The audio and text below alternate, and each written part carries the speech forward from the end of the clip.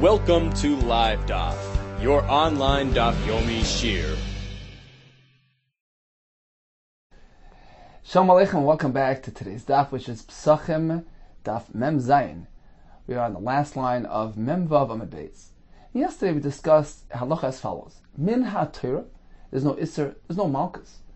Should a person cook or bake on Yom Tov for the sake of, let's say, the following Shabbos?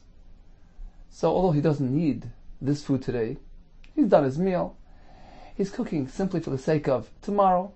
Let's say tomorrow happens to be Shabbos. The Gemara tells us there's no Isser min ha-Torah, there's no Malkus. Why is that? We had two reasons. Rabbi's approach was Hayil, since. Since what? Since he might have some unexpected visitors. Orchim might show up and they'll need some food. So this food that he's preparing today might just be needed for today. So theoretically speaking, technically this is not a malacha, it's echel nefesh, it's food preparation, which is roi for today as well. Therefore says Rabbah, in our Torah there's no Isser, there's no Malkus. Rav Chizda disagrees with Hayil concept. He says, in the case where you have Yom Tov, and he's preparing on Yom Tov for the sake of Shabbos, then there's a special reason why there's no Isser min ha-Torah, because Yom Tov and Shabbos are one and the same. Chad Kedusha, Rashi says. If that's the case, just as you can prepare for today, for Yom Tov, you can prepare for Shabbos as well. So even if you have no use, no immediate need and use for this food, min ha-Torah there's no Isser because he's preparing on Yom Tov for the sake of Shabbos. Says the Gemara on the bottom line of Mem Vav Amud Beis. Going to have a kasha on Rav Chizda. Again, Rav Chizda says that Tzorchei Shabbos, the Shabbos preparation, Na'asim b'Yom Tov, can be executed on Yom Tov itself, because Shabbos and Yom Tov are synonymous, one and the same Kedusha. Eisvei, so Rabbi asked the kasha to Rav Chizda. Rabbi Bryce, Lechem aponim, Necha l'tisha, la'asora, la'chad asar. So 12 breads which are placed on the shulchan on Shabbos and eaten the next Shabbos. How many days old are they when the Kohanim eat them? So typically, it's 9. You bake it on Erev Shabbos, place it on the shulchan tomorrow, and eat it the following Shabbos. So it's 9 days old. Says the Brisa, we can have any span from 9 days till 11 days old. Typically it's 9, but it could reach up to 11 days old. Necha l'tisha, la'asora, l'chadasar. Le'pachas lo'yosef, not less than 9, and never older than 11. Of course, the Gemara tells us elsewhere that the lechem panim was still fresh, very fresh. It was as warm as when they placed it on the shulchan. So that nes kept it fresh. But technically speaking, it was pretty old, either 9 days old or 11 days old. Not less than 9, not more than 11. Keitzat. How is this to be? Kedarge l'tisha. Typically, it was 9 days old. Nefa b'erev Shabbos. If it was baked on Erev Shabbos, Nechel b'Shabbos l'tisha, then it was consumed on the following Shabbos, in which case it was 9 days later. That's a typical scenario. Nefa b'erev Shabbos. Let's say you could not. Chol Yom Tov lias b'erev Shabbos. Let's say you couldn't go ahead and bake on Erev Shabbos. Why? Because Yom Tov happened to fall out on Erev Shabbos. And you have to advance the baking, bake it on Thursday. In that case, Nechel l'Shabbos asara. By the time you ate it, the following Shabbos, it was 10 days old. What about Shnei Yomim Tovim Shel Rosh Hashanah? If Thursday, Friday happened to be Rosh Hashanah, then you need to bake back on Wednesday. Nechel l'Shabbos l'chadasar. By the time you ate it, the following Shabbos, it was already 11 days later. Why can't you bake on Yom Tov? Lefi she'ein adoicha. Lo yis ha-Shabbos, v'lo yis ha-Yom Tov. The baking of lechem aponim is not doicha Shabbos or Yom Tov. So you always have to move it back to the Erev Yom Tov. That's how you get to the possible 10 or 11 day span. So this is the Bryce. Continues Rabbah. V'yamrus. Now if you, Rav Chizda, say, Tzorchei Shabbos nasim b'Yom Tov, Shabbos needs can be done on Yom Tov. Amay lo doicha Yom Tov. What's the problem? Why couldn't they simply bake the lechem aponim on Yom Tov? So if Yom Tov falls on Erev Shabbos, why can't they just bake it on Erev Shabbos, as usual? Because they're merely preparing today on Yom Tov for the sake of what? Of Shabbos.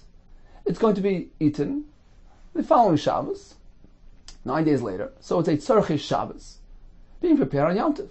Shabbos and Yom Tov are one and the same Kedusha. You can prepare for one for the sake of the other. Amar Lei, so Rav Chizda responded, true, this discussion that we had is Minat Torah. Minat Torah, there's no Malchus. Because, as I maintain, tzorchei Shabbos nasim Yom Tov, you can prepare on Shabbos, on Yom Tov for the sake of Shabbos. But let's remember there's the Rabbanan as well. The Rabbanan never allowed one to prepare on Yom Tov or Shabbos for the sake of a different day. Without an Erev Tavshilin, of course. So that's a special Issa the Rabbanan of Hachana. That applies here as well. All agree. Rabbi and Rav Chizda agree that this is the Rabbanan. Now, although we know that Ein Shavuos B'Mikdash, generally speaking, the Chachamim suspended their Isur the Rabbanan in the Beis HaMikdash proper for the sake of the Avodah. So perhaps in this case as well, they can go ahead and bake on Yom Tov, on Erev Shabbos, which happens to be Yom Tov, if it's for the sake of the Avodah, to produce the Lechem HaPanim for the Beis HaMikdash. So he told him, no, but generally, Ein Shavuos B'Mikdash, that only applies if it's something for immediate use. Amar Lei, so Rav Chizda responded, okay, we addressed Issa the HaTorah, because Minat Torah you can prepare on Yom Tov for the sake of Shabbos. Now, although this is the Rabbanan to do that, Hachana, generally speaking, Issa the Rabbanan was to spend the Beis HaMikdash, but not in this case. Amar Lei, Shavuos Kroiva Hitiru. Chachamim only allowed a Shavuos for immediate benefit. It's going to benefit the Avodah today. And it appears like it's related to Avodah. It doesn't give the wrong impression. They will matter that Shavuos. Shavuos Rechoika Leitiru. But not a Shavuos which is simply coming to benefit something in the long term. 9 days later, it's not visible, it's not immediate, it's not here. And perhaps it doesn't look like it's related to Avodah. So in this case, you cannot go ahead and bake your Lechem HaPanim on Yom Tov for the sake of the Shabbos 9 days later. Says the Gemara, Ula Rab Shimon Gamliel da Amar. Mishum Rabbi Shimon ben Askan, according to this shita, that Doiche es Yom Tov, he disagrees. He said you can go ahead and bake your Lechem HaPanim on Yom Tov. So in a case where Friday happens to be Yom Tov, Friday, which is the standard baking day for Lechem HaPanim, happens to be Yom Tov, bake it on Yom Tov, that's okay. Ve'ein noi doiche es Yom Tov, but it doesn't override Yom Kippur. Because only on Yom Tov can a person engage in food preparation, Eichel Nefesh, but not on Yom Kippur. So certainly there's no heta to bake Lechem HaPanim on Yom Kippur. But on Yom Tov you may, even if it's not for today's consumption. Right? Nobody's going to eat the Lechem HaPanim today. You have to wait until you put it on the Shulchan tomorrow, and then eat it only a week later. Michael Amema. How are we going to understand that shita? What happens to the Shavuos? It's a Shavuos Rechoika. So this is the Rabbanan to prepare for on today for a different day, and it's not going to be used today. It's a Shavuos Rechoika. So then why you're right, B'ha Pligi. This very point is the machlekes between the shitas here. Mar Savar, the Tanakama holds, Shavuos Kuroi v'hitiru, Shavuos Rechoika lo yitiru. Only an immediate Shavuos, something which has immediate benefit, well they matter in the Beis HaMikdash, but not a Shavuos Rechoika, such as the Lechem HaPanim. Shavuos Rechoika lo yitiru. That explains the shita of Tanakama. Umar Sava. However, Rav Shimon Gamliel holds, Shavuos Rechoika nam yitiru. Even this type of Shavuos is considered Shavuos l'tzarech avodah, and they will matter this as well. They didn't differentiate between something which is going to benefit something close by or further down the road. So this was the first kasha that Rabbi asked Rav Chizda. You say that tzorchei Shabbos can be done on Yom Tov, Minat Torah. So what was the problem with the Lechem HaPanim? Why did they have to eat 11-day-old bread? Just because Yom Tov falls out on Thursday or Friday, they have to proceed to the day before? No, they can bake it on Yom Tov because it's for the sake of Shabbos use. The response was, Minat Torah, it's mutter. But the Rabbanan, you can't prepare on Shabbos or Yom Tov for the sake of another day. Although Shavuos in the Mikdash was generally suspended, but Tanakama apparently holds that this is a Shavuos Rechoika, a different variety. It's not coming to aid and benefit today's Avodah, rather something down the line, and that wasn't mutter in the Beis Hamikdash. Masiv Rav Mori. Rav Mori asked another kasha on Rav Chizda. Rav Chizda, who maintains that Tzorchei Shabbos nasan b'yomtiv.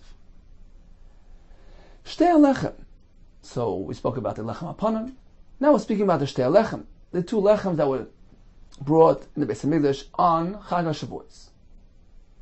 Eino ne'achalis, le'pachas mishnayim, le'yisar shleisha. How old were they when they were eaten? A minimum of 2 days old, and maximum 3 days. Ketzad, how's that to be? Nefois erev Yom Tov, if they were baked, as they typically were, on erev Shavuos, nechalos Yom Tov shnayim. Then they were eaten on Shavuos, in which case they're 2 days old. Chol Yom Tov liyas achar Shabbos. Suppose Shavuos falls out on Sunday. In that case, it's going to be a day older. Nechalos Yom Tov shleisha. The bread which is baked on the erev Shabbos is going to be nechal on Shavuos, Sunday, which is 3 days later. Because baking of the Shtei Alechem is not doiche Shabbos or Yom Tov. So not only can't you bake it on Shabbos, which is erev Shavuos, but you can't bake it on Shavuos itself. Rather, you need to bake it before Shabbos, before Yom Tov, in which case they only ate it on the third day from the baking. Now, Shabbos nasan b'yom tov. According to you, that Shabbos needs can be done, can be performed on Yom Tov. Now, although he's not planning on eating it today, today's Yom Tov, he's preparing today for tomorrow. He has no need for this today. You tell me it's okay, because Shabbos and Yom Tov are one and the same entity. You don't need to have something which is roy and useful and designated for today. This is Rav Chizda, right? So Rav is asking Rav Chizda. According to you, you don't need something which is roy for today. According to me, according to Rabbah, that is a crucial element in the heter. It needs to be roy today. That's why Rabbah was the one that says it's mutter because Orchim might show up today. According to him, it needs to be roy for today. The fact that some guests might arrive, that's also enough to have it considered roy and designated for today. But that's the criterion. It has to be chazi for today. So according to me, this halacha is very very clear. Why? Because, as Rashi explains, they can't go ahead and bake the lechem apanim, even on Yom Tov, even if for same day use. You know why? Because at the point of baking, it's not yet roy lachila. Rashi says you first have to bring the kvasim, the karbonos, the shechtem, and bizarek the dam. Only then can one eat the Shtei Alechem. So since at the point of preparation, at the baking point, they're not yet roy lachila, you can't prepare that. You can't do that. It's a malacha. It's not called eichel nefesh. So this is according to Rabbah's approach. Something has to be roy immediately upon preparation. So according to me, I understand why Shtei Alechem can never be baked on Yom Tov itself, because it's not roy lachila at the moment of preparation. But according to you, it doesn't need that. It doesn't have that stipulation. What's the raya? Because look, you are matir baking on Yom Tov even for tomorrow, which is Shabbos. But it's not going to be used for today at all. So according to you, what's preventing them from baking the lechem apanim on Yom Tov itself? Why does it have to be 2 days old, 3 days old? It could be same day bread. Hashta the Shabbos b'Yom Tov shari. Now that you say that the Shabbos preparation is mutter on Yom Tov, even though it's not same day use, the Yom Tov b'Yom Tov mebayim. Do we need to speak about preparing on Yom Tov for Yom Tov itself? How could it be worse? Why couldn't they just bake the bread today? Shani hasam, there it's different. Amakro lochem. When Torah speaks about the heter of preparing for eichel nefesh, it says hu levada yosel lochem, indicating that it has to be for personal use. Lochem v'loy l'kavoya, not something which is meant for a samigdash, a carbon. That's not included in the heter of eichel nefesh, and that's why they couldn't bake it today. And to bake it before Shabbos or before Yom Tov. Now, although this is Rashi and Beitza speaks out, although who's going to eat the lechem apanim, the Shtei Alechem? It's going to be the kahanim. So why is not lochem? So he says, even though they're going to actually eat it, but it's mishulchan gavoya kazoch. They're eating off their father's table, the heavenly table. It's coming from Hashem. It's a carbon that they're eating. It's not personal property. It's Gavoya. That's why it's called Gavoya, and Lochem excludes that. Lochem b'lei Gavoya. Continues the Gemara. There's another sheet. Ula Rab Shimon Gamliel de Amar. Mishum Rab Shimon ben Askan, according to that sheet, referring to the Shtei Alechem, who says, Doiche es Yom Tov. It is Doiche Yom Tov. You can bake it on Yom Tov. How can you bake it on Yom Tov? What happened to the Gavoya aspect? Michael Amema, how are we going to understand it? Saval Kabashol, Yozal Kabashol, who applies the drasha differently. The Amar, Lachem, true it says, Hu levadi as lachem. It's coming to teach you, Lachem, it needs to be designated for the Yisrael. But one cannot engage in preparing food for the Nachrim. Therefore, Gavoya is not accepted, and it's not excluded, and you can go ahead and bake your Shtei Alechem even on Yom Tov. As Tosfos points out, that apparently the Tanakama has both drushes. Lachem indicates it has to be yours, but not Gavoya or Lahavdil Nachrim. So at this point we had two kashas challenging Rav Chizda's approach. Rav Chizda was the one who said that you can go ahead and prepare something for Shabbos on Yom Tov. Tzorchei Shabbos nasam b'Yom Tov, because Shabbos and Yom Tov are very much similar and alike, same type of kedusha. And first kasha was from the lechem apanim. What prevented them from preparing the lechem apanim on Yom Tov if it's for the sake of Shabbos consumption? And Rav Chizda responds, it says that the Rabbanan, generally Shvus doesn't apply to Beis HaMikdash, but this was a Shvus for Chayka. It was preparing now for the sake of next week's Shabbos. It's too far away to relate one to the other. Second kasha was from Shtei Alechem. Why couldn't they bake it on Yom Tov? Since according to Rav Chizda, it doesn't have to be edible, it doesn't have to be suitable for today. You see, he's even a matir on Yom Tov to prepare for Shabbos, so it's not for today. Still, it's mutas. Why couldn't you go ahead and bake your Shtei Alechem today, even though at the point of baking it's not edible, it's asur, but it's for the sake of Yom Tov? Answer was Lachem v'lo l'gavay. Now the Gemara is going to proceed with two kashas, but not on Rav Chizda, rather on Rabbah. Rabbah was the one who says Hoyel.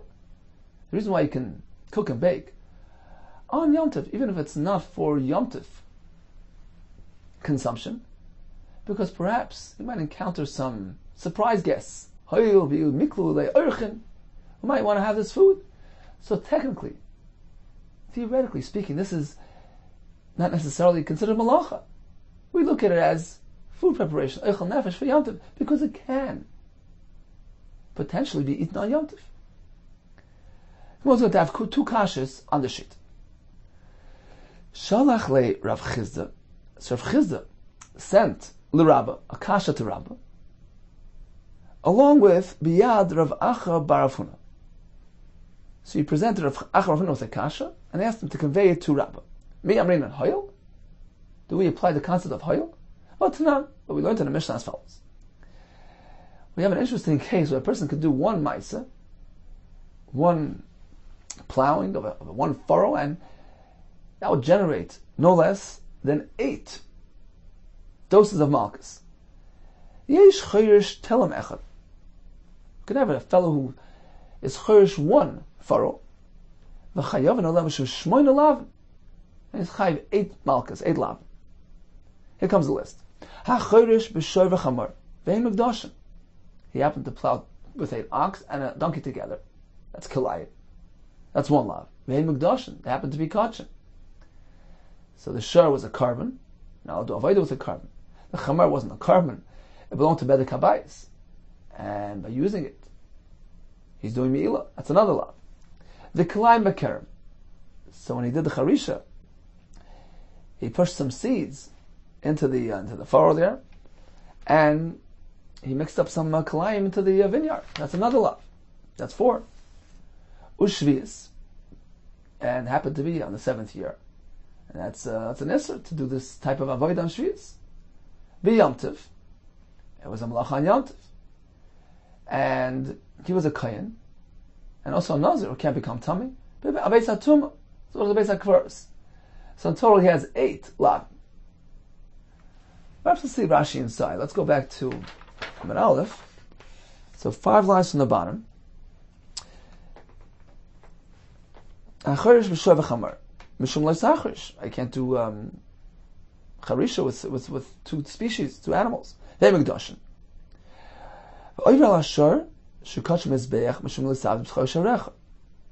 The shah, which is a kachim mizbeach, a carbon, that involves the isav le'savid b'vchar sharecha chol kachim kibchar. Although the Torah speaks about b'char, all kachim are equal. V'alachamor shu kachim bedekabayis mishum lav the hezib b'meila. On the chamor he did meila. The amar b'kosha hezib b'meila. Person does meila b'mezid b'ashara. So it's a lav v'gam mechet chet mitruma through a gzereshava from truma. Harishleisha lav and chalukah lechosha lav and chalukah. So we have 3 separate lavin so far.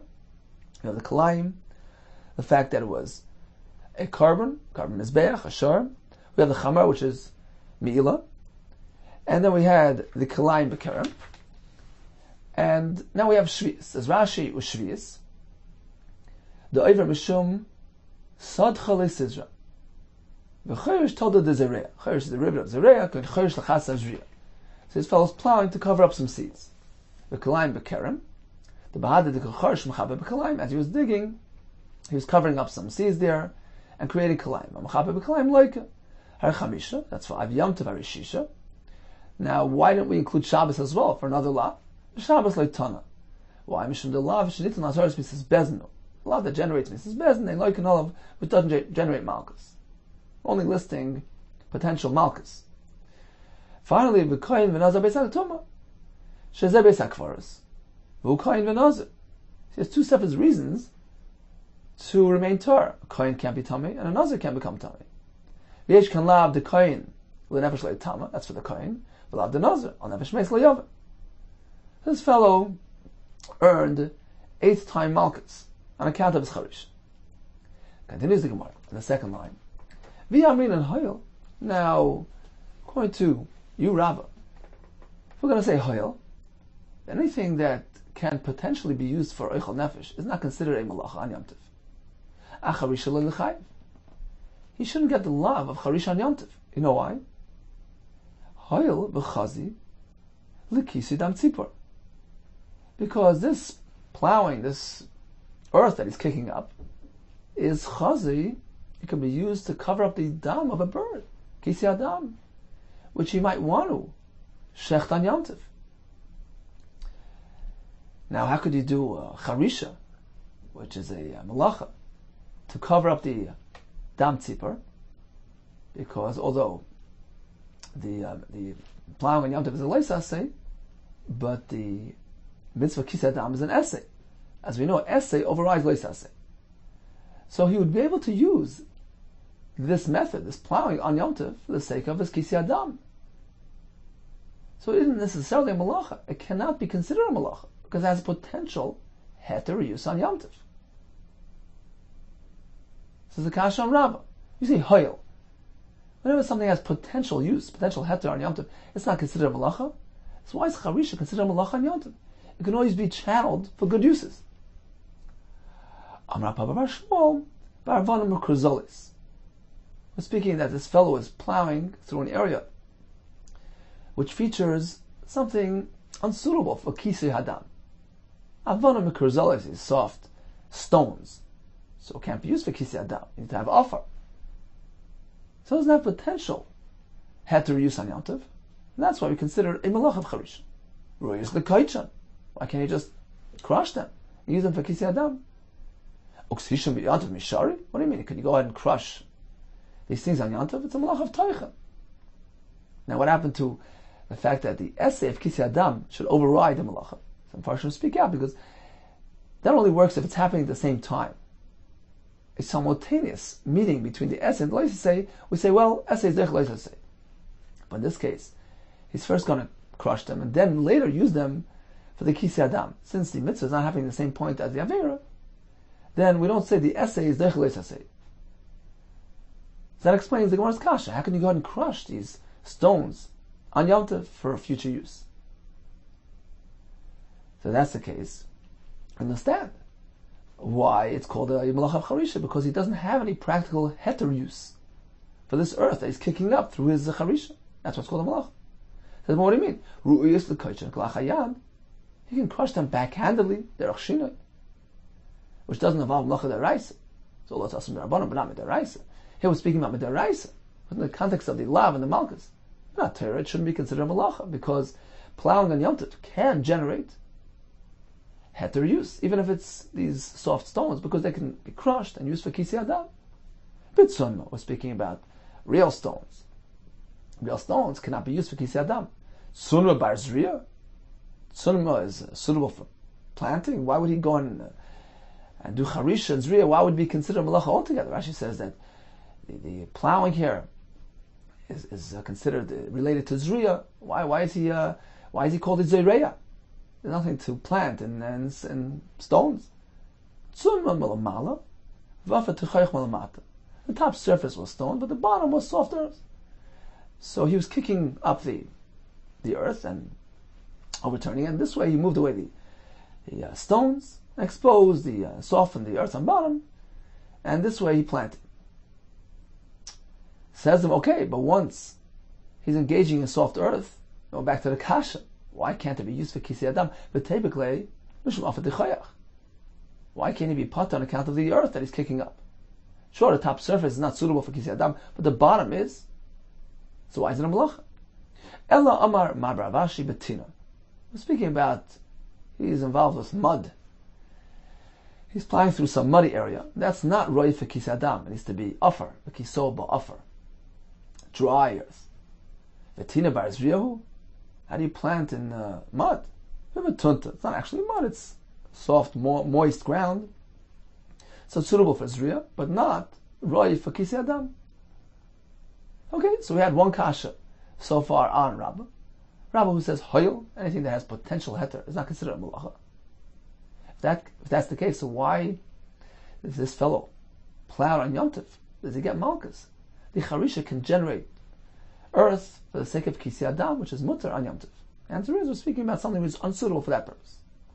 Eisvi Abai. So Abai went ahead and asked Rabbah Akash. Rabbah says hoyel. How are we going to understand the following halacha?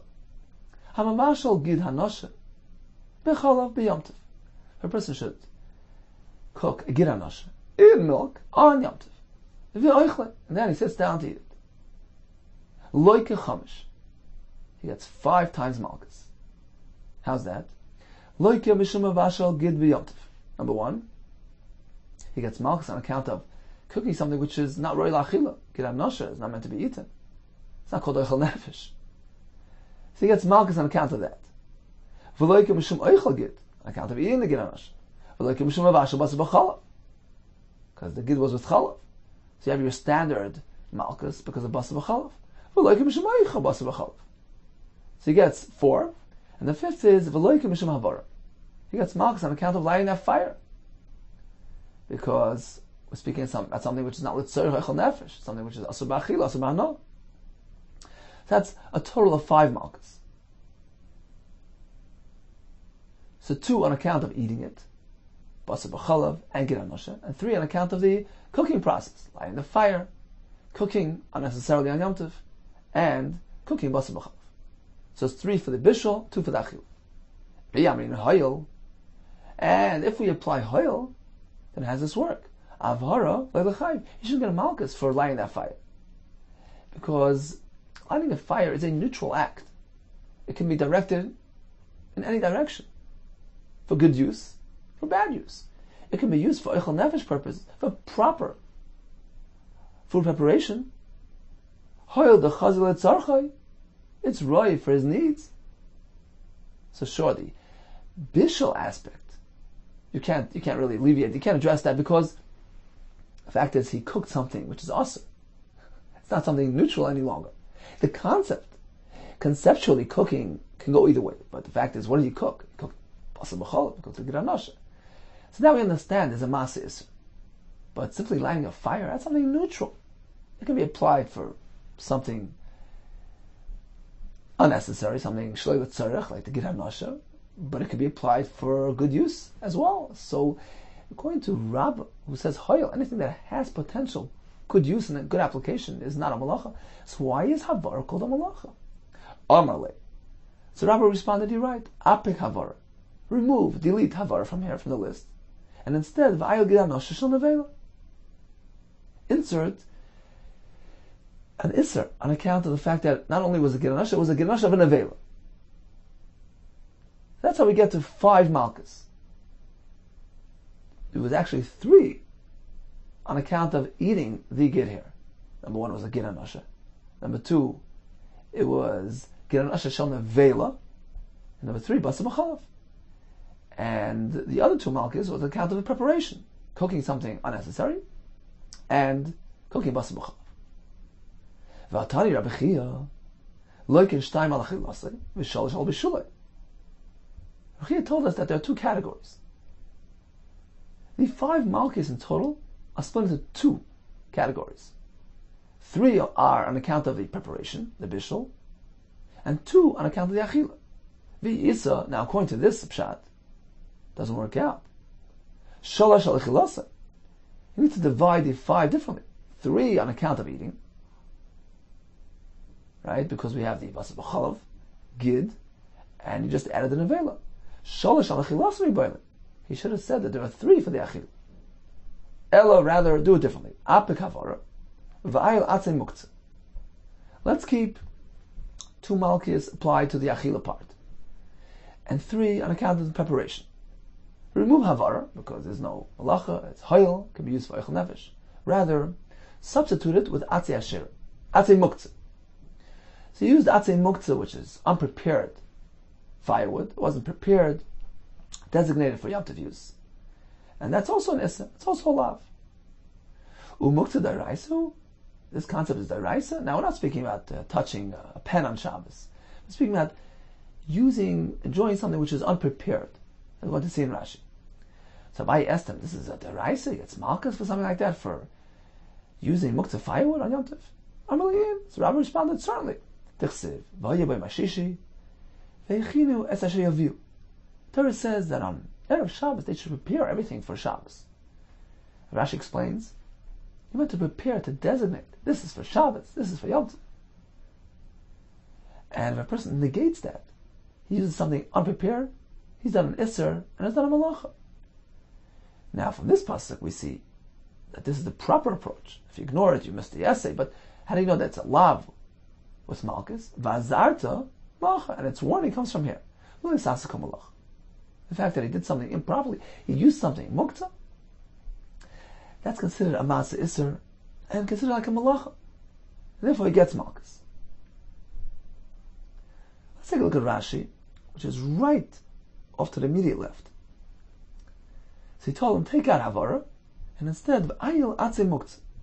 The Ashta Leka Lemei Mehoil. You can't say Hoil on that.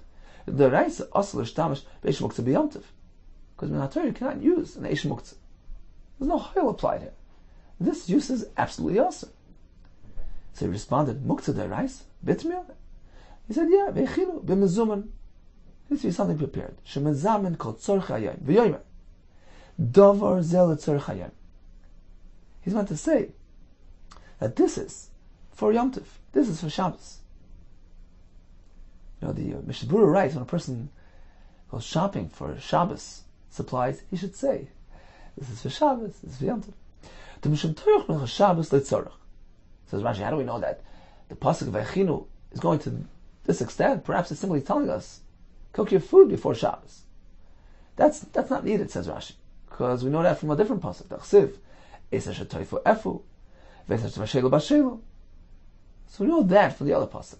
Apparently, this pasuk is coming to tell us you meant to mentally prepare and designate for Shabbos. Now, if you hadn't done so, if he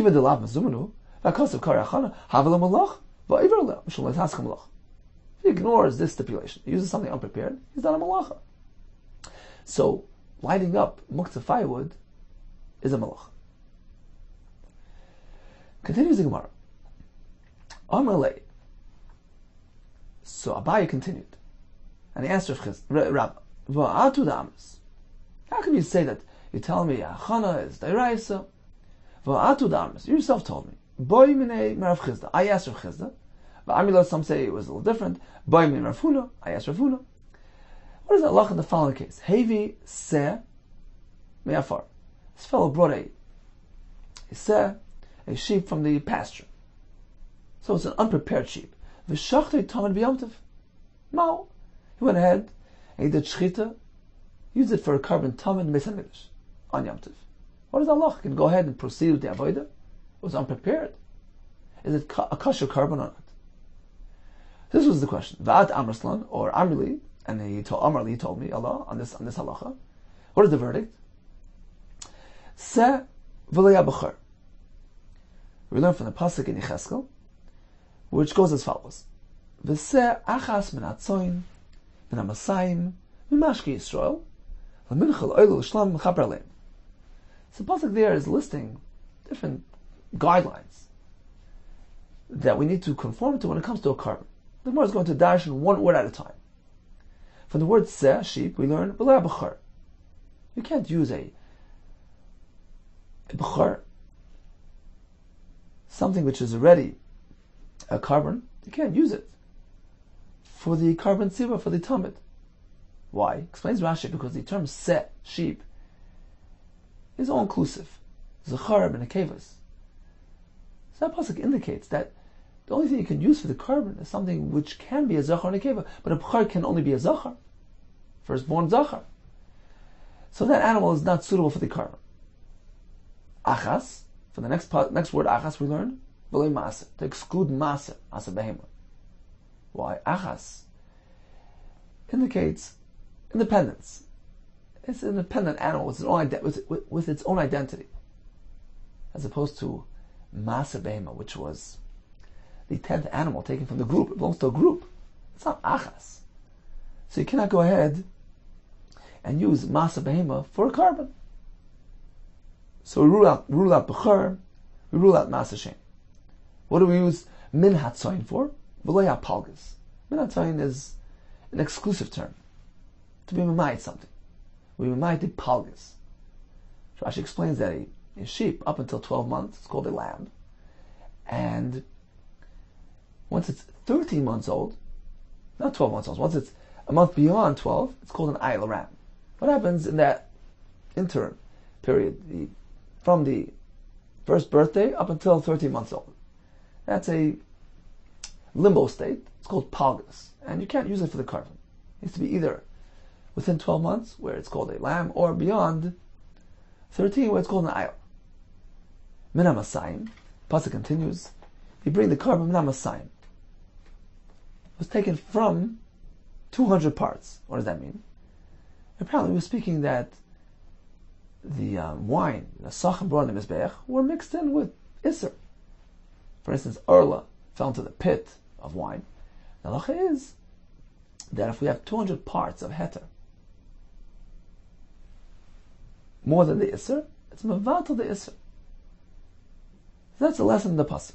Min hamasayim mi moisar shtei meyos.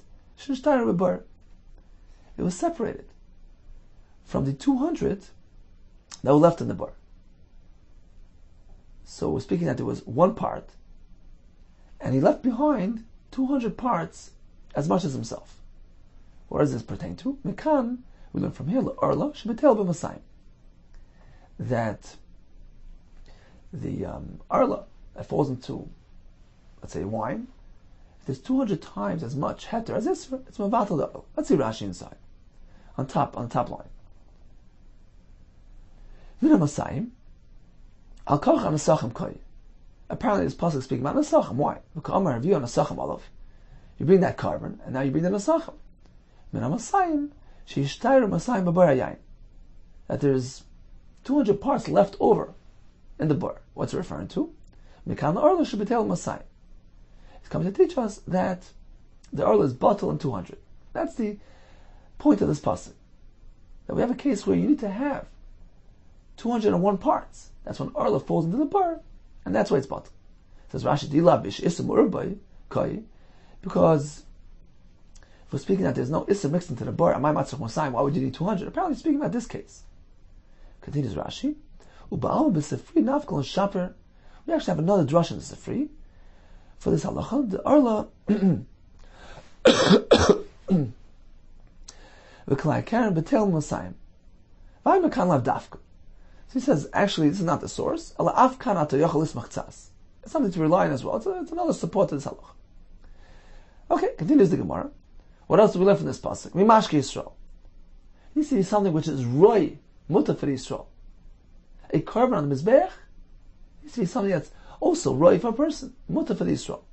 Mimashke Yisrael, ben mutter Yisrael, mekan amru. From here we learn, ein levin nesachim, men tevel. You can't use tevel, which is asur, for the point of nesachim.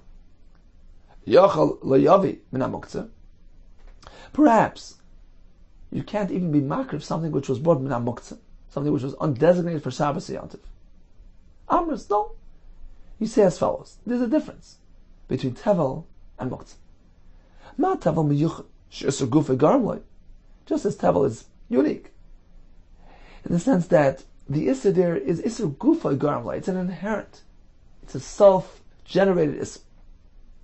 It in itself is awesome. And that's why it's us on the Mizbeach. Likewise, everything else. Afkol, she isur gufa garmla. You only apply the isur to anything else that also is similar in nature, has an inherent isur. Only that cannot be brought on the Mizbeach. Yotza muktzah, as opposed to muktzah, she ain't isur gufa garmla. It wasn't his own isur that created the concern. There's nothing wrong with this. El isur derva achar garmla. It was an external factor that was going to Isser. Rashi says it was Shabbos. The fact that it was unprepared for Shabbos or Yom Tov. And therefore, Muktzah is not included in this restriction. It can be brought on the Mizbeach. Now, continues Abai. The Amris, Isser Muktzah D'Oraisa. So up until now, this was something taught by Rabbah. To Abai. Says Abai, based on what you just said, it seems to contradict your earlier halacha, that the concept of muktzah, the isser of using something undesignated on Shabbos, there's no rice. How does this work together? The amris is a muktzah deraisa. If you hold that it's a muktzah deraisa, then why is it not also for the mizbeach? Mali isser gufay, mali isser davar acher. What's the difference between tevel, which is isser gufay, and muktzah, which is isser davar acher? True, it's slightly different, but it's awesome in our Torah. So if it would be only the Rabbanon explain the Mefarshim, then yeah, there'll be room to differentiate. That since we don't really find something which is usher due to an external factor, we don't find that being us on the Mizbeach. So the Chacham didn't apply the Isser Mizbeach to Muktzah as well, because we don't find a precedent, such a type of Isser D'Oraisa as us on the Mizbeach. But if Muktzah is Minat Torah, so why would you draw the line between the two things? Why would you be Mechala between Tevel and Muktzah? They're both Asam D'Oraisa. And just as Tevel Asam the Mizbeach, Muktzah as well. So it would seem from here that Muktzah is only D'Rabbanan. Void. Furthermore, Ha'atu D'Amis, you yourself, Rabbah told us, Chiluk Malachas L'Shabbos. A person should do two separate Isurim by way of one Maisa. One act includes two Isurim. He gets two Einshim. Chiluk Malachas L'Shabbos. Each Malacha is considered to be separate and unique. Ve'ein Chiluk Malachas L'Yamtiv. Yamtiv is more an umbrella Isser. It's more inclusive. So if a person should do a Masa Isser that happens to include two separate aspects, two separate aspects of Isser, like in this case where he's preparing his food, he's doing Bishul. And included in this preparation you have being mavashal, using the atzim muktzah, and what else is he doing on Yom Tov? He's cooking the giranosha, which is unnecessary cooking. So in this one masa bishul, he's including two separate isurim. We don't deem them as two separate independent isurim. He doesn't get two malchus. So why does this fellow end up with 5 malchus? True, he took out Havara. We had a problem with Havara, lighting a fire, that's something neutral, isn't necessarily a malacha. So it can't account for one of the 5 malchus. Instead, you replace it with Atzim Muktzah, to give us a total of 3 lavim on account of the food preparation. One was the Atzim Muktzah, one was the fact that he's cooking a gid, which is an edible on Yom Tov, it's asabana. So we have 2 separate Yom Tov Isurim, including one Masa Bishul. And the third one, of course, was the Basar B'chalav. We're not dealing with that now. But the two Yom Tov Yisurim, which are based on the same Maisa, how can they generate two Lavim and two Malkas? Elo says the Gemara, this is Rabbi responding, yeah, you're right. Apik Avara, let's take out Avara, and instead, V'ayel Atzei Asher. Let's replace it with Atzei Asher. So use the Avodah Zarah wood. And that's his Isra, that's his Malkas. So it's not a Yom Tov related Isra, and therefore, it allows for an extra Malkas. V'asar Mahacha, with the Lav, V'lo Yidbak B'yodcha Me'uma Min Achirim. So we learn from there that one cannot have enough and the Avodah Zarah. So that gives us the additional Malkas. So in total we have 5. 3 on account of the Bishul. Number 1 was the Atzei Asherah. Number 2, cooking Basar B'chalav. And 3, cooking something which is not for the sake of Eichel Nefesh on Yom Tov. So you have 3 on account of the Bishul, and 2 on account of the Achila. He ate a Giranoshe, he ate Basar B'chalav. Amalei Rav Acha, B'ei Rav Labai. V'nilki Nami, Mishum V'loi Sovi Tayavel B'secha. We have another Malkus relating to the Avodah Zarah. So that brings up to 6. If indeed we're speaking about Atzei Asherah, why don't we have 6? Ella, says the Gemara, rather, Apik Havara, V'ayel Atzei Hegdish. Remove Havara, lighting the fire.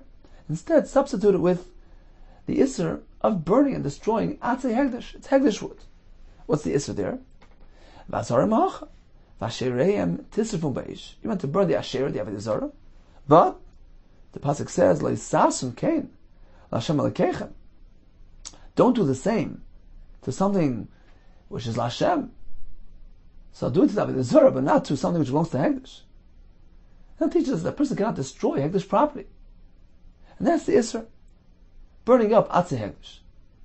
So now we have 5. 3 Malkas on account of the preparation, destroying Atzei Hegdish, cooking something which is edible on Yom Tov, and cooking Basar B'chalav. And 2 for the Achila.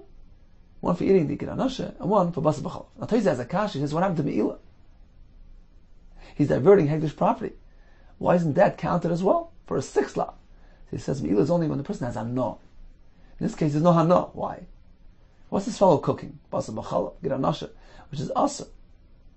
You can't have Hano from the Basar B'chalav.